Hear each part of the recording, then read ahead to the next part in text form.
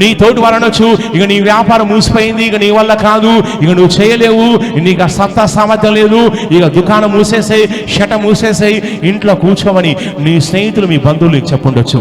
ఇక నీ వల్ల కాదు, నిన్ను పట్టించుకున్న వారు ఎవరు లేరని నువ్వు అనుకుంటున్నావేమో. కానీ వినండి, దేవుడు అనేవాడు ఉన్నాడు, ఆయన చూస్తున్నాడు, ఆయన పట్టించుకుంటున్నాడు, ఆయన సెలవిస్తున్నాడు. నీ జీవితంలో నీకు ఏ ఏ గాయాలైతే కలిగాయో, నష్టాలు కలిగాయో, ఏ బాధలు కలిగాయో, నేను నీ గాయాలను మాన్పేస్తాను, నీ బాధలు తీర్చివేస్తాను, నీ సంకటాలు తొలగించేస్తాను, నీ బంధకాలు తీసివేస్తాను, నీ సంఖ్యలు తెంచి వేస్తాను, నీ కుటుంబాన్ని బాగు చేస్తాను. ఇదే యెహోవా వాక్కు. చెప్పండి గట్టిగా, రిసీవ్ చెప్పండి. ఇర్మియా 30:17 చూడండి. వారు ఎవరునూ లక్ష్య పెట్టని సియోనునని వెలివేయబడినదనియు నీకు పేరు పెట్టుచున్నారు. అయితే నేను నీకు ఆరోగ్యము కలుగ చేసేదను, నీ గాయములను మాన్పెదను. ఇదే యెహోవా వాక్కు. చెప్పండి, ఐ రిసీవ్ అనే. దేవుడు యెరూషలేము గురించి మాట్లాడుచు ఏం సెలవిస్తారంటే, ఎవరు లక్ష్య పెట్టని సియోను వనివయ్యు వెలివేయబడిన దాని వనివై నీకు పేరు పెట్టారని దేవుడు యెరూషలేము గురించి మాట్లాడుచున్నాడు. నేను లక్ష్య పెట్టరు, నేను పట్టించుకోరు, ఇక నేను వదిలేశారు, ఇక చరిత్రలో యెరూషలేము అనే పట్టణం కానీ సియోను అనే పట్టణం కానీ ఉండదని జనాలు అనుకుంటున్నారు.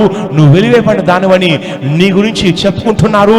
కానీ విను, యెరూషలేమా, నీకు ఆరోగ్యాన్ని, నీకు స్వస్థత కలుగ చేస్తాను, గాయాలు కలుగ చేస్తా అని చెప్పాడు. ఇది యెహోవా వాక్కు అని చెప్పాడు. ఇది ఎప్పుడు చెప్పారంటే, బబులోని యొక్క రాసైనటువంటి ఈ యొక్క నెబుకద్నెజరు వచ్చి యెరూషలేము పైన దాడి చేశాడు, పట్టణం అంతా కాల్ చేశాడు, మందిరాన్ని కూల్చేశాడు, కాల్ చేశాడు. మందిరంలో ఉన్నటువంటి సామాగ్రి మొత్తం కూడా తన స్వదేశం తీసుకెళ్లి తన ఆలయాలు పెట్టుకున్నాడు. యెరూషలేము అంతా కాలిపోయింది. ఆ టైంలో ఇర్మియా ద్వారా సెలవిచ్చేటువంటి వాక్యం ఏంటంటే, నేను మరలా కడుతాను, మరలా నీ గాయాలు మానుతాను చెప్పాడు. ఈ వాక్కు సత్యము. ఆ రోజు యెరూషలేము మొత్తం కూడా నాశనం అయిపోయింది, కాలిపోయింది.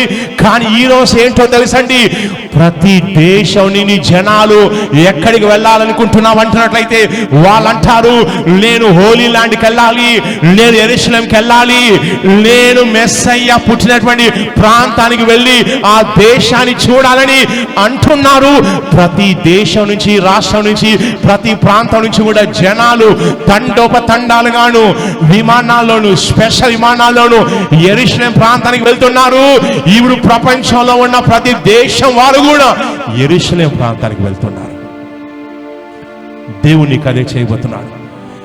నీ వాళ్ళు నీకు అనొచ్చు, ఇక నీ పని అయిపోయింది అనొచ్చు, ఇక నీ భర్త నేను వదిలేస్తాడు, నీ భార్య వదిలేస్తుంది, నీ కుటుంబం అయిపోయింది, ఇక నువ్వు ఇక వదిలేసుకో అని చెప్పొచ్చు. నీ తోటి వారు అనొచ్చు, ఇక నీ వ్యాపారం మూసిపోయింది, ఇక నీ వల్ల కాదు, ఇక నువ్వు చేయలేవు, నీకు ఆ సత్తా సామర్థ్యం లేదు, ఇక దుకాణం మూసేసాయి, షట మూసేసాయి, ఇంట్లో కూర్చోమని నీ స్నేహితులు మీ బంధువులు చెప్పుండొచ్చు. ఇక నీ వల్ల కాదు, నిన్ను పట్టించుకున్న వారు ఎవరు లేరని నువ్వు అనుకుంటున్నావేమో. కానీ వినండి, దేవుడు అనేవాడు ఉన్నాడు, ఆయన చూస్తున్నాడు, ఆయన పట్టించుకుంటున్నాడు, ఆయన సెలవిస్తున్నాడు. నీ జీవితంలో నీకు ఏ ఏ గాయాలైతే కలిగాయో, నష్టాలు కలిగాయో, ఏ బాధలు కలిగాయో, నేను నీ గాయాలను మాన్పేస్తాను, నీ బాధలు తీర్చివేస్తాను, నీ సంకటాలు తొలగించేస్తాను, నీ బంధకాలు తీసివేస్తాను, నీ సంఖ్యలు తెంచి వేస్తాను, నీ కుటుంబాన్ని బాగు చేస్తాను. ఇదే యెహోవా వాక్కు. చెప్పండి గట్టిగా, రిసీవ్ అని చెప్పండి. ఓ ఉత్సాహంగా విజిల్స్ వేసి గట్టిగా చెప్పండి, ఐ రిసీవ్ అని చెప్పండి గట్టిగా, ఐ రిసీవ్ అని.